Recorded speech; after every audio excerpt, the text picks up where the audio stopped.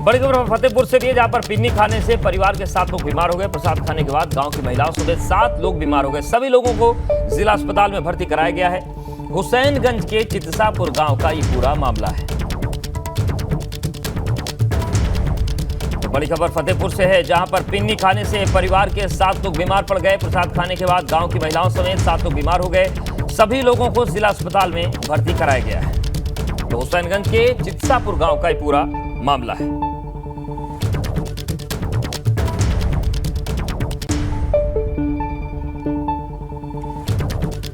और बात करते हैं मुजफ्फरनगर की। मुजफ्फरनगर के बुढ़ाना में सोमवार का दिन एक परिवार पर कहर बनकर टूटा। ईंट भट्टे पर गड्ढे में गिरकर 3 मासूम बच्चों की मौत हो गई। तीनों एक ही परिवार से थे। सूचना पर पुलिस मौके पर पहुंचकर जांच पड़ताल में जुटी। जानकारी के मुताबिक गांव रसूलपुर के रहने वाले हुसैन का 6 साल का बेटा फैसल और 8 साल का बेटा असद और आरिफ का बेटा एहसान सुबह भट्टे पर खेलने गए थे।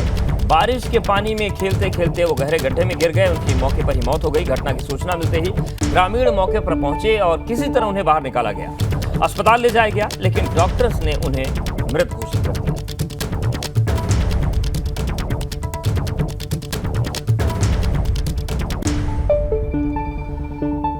और बड़ी खबर रायबरेली से भी, जहां पर संदिग्ध परिस्थितियों में नहर में एक युवक गिर गए। नहर में डूबता देख स्थानीय लोगों ने पुलिस को सूचना दी। मौके पर पुलिस पहुंची और गोताखोरों के जरिए रेस्क्यू शुरू किया गया। काफी खोजबीन के बाद भी युवक का पता नहीं चल पाया। भदोखर थाना क्षेत्र के शारदा नहर का यह पूरा मामला है। तो नहर में एक युवक डूबने लगा, फौरन सूचना दी गई। मौके पर पुलिस पहुंची, गोताखोरों की टीम पहुंची। काफी खोजबीन के बाद भी युवक का अभी तक पता नहीं चल पाया है। और ये जो पूरी घटना हुई है, ये भदोखर थाना क्षेत्र के शारदा नहर में हुई है।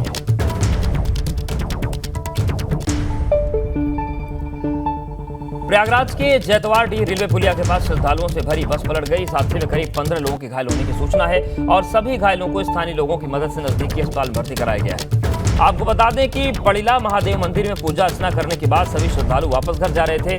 थरवई थाना क्षेत्र का यह पूरा मामला बताया जा रहा है, जहां पर यह हादसा हुआ। श्रद्धालुओं से भरी बस पलट गई। पड़िला महादेव के दर्शन करके लोग लौट रहे थे और तभी यह हादसा हो गया। जैतवाड़डीह रेलवे पुलिया के पास की घटना है। थरवई थाना क्षेत्र है प्रयागराज का, जहां पर ये बस पलटी है।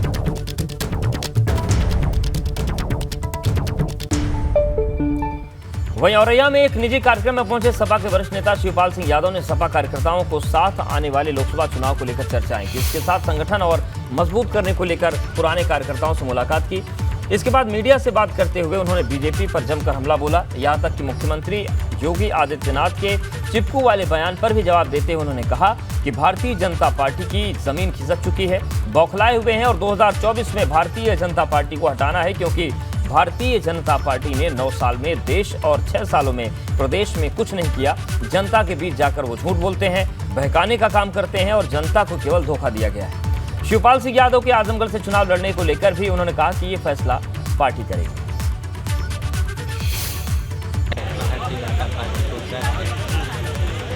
करके ये कुछ कर रहे हैं, उनकी समझ में तो आ नहीं रहा है।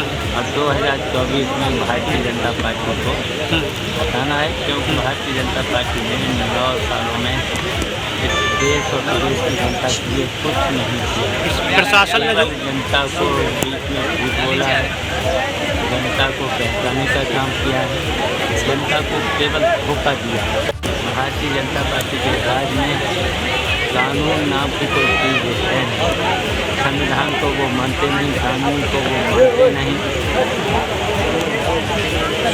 तो इसलिए वो लाइन ऑर्डर तो पूरी तरह से ध्वस्त है। सपा के महासचिव स्वामी प्रसाद मौर्य ने पीएम मोदी के अमेरिका दौरे को लेकर सवाल खड़े किए हैं। उन्होंने कहा कि अमेरिका में नरेंद्र मोदी से पूछे गए सवाल का जवाब तब मिल गया जब राष्ट्रपति द्रौपदी मुर्मू को मंदिर में प्रवेश से रोका गया।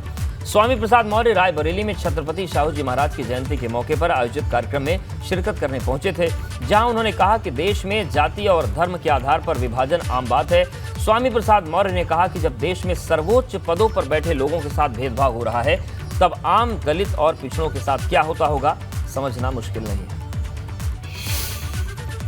जिस तरीके से मानवाधिकार के जवाब देते देते माननीय प्रधानमंत्री थक गए और उनको कहना पड़ा कि भारत में जाति और धर्म के आधार पर भेदभाव नहीं होता, और अभी 1 हफ्ता भी उनका बयान नहीं हुआ कि कल राष्ट्रपति को इस जाति अपमान के कड़वे सच का सामना करना पड़ा, तो जिस भारत में राष्ट्रपति जैसे पद पर बैठे हुए द्रौपदी मुर्मू को मंदिर में जाने के साथ भेदभाव के व्यवहार का सामना करना पड़ा, मंदिर में जाने से रोका गया, जाति अपमान का कड़वा सच उनके सामने आया, तो स्वाभाविक रूप से अमेरिका में कटघरे में खड़े किए गए प्रधानमंत्री जी का असली चेहरा खुल करके दुनिया के सामने आ गया।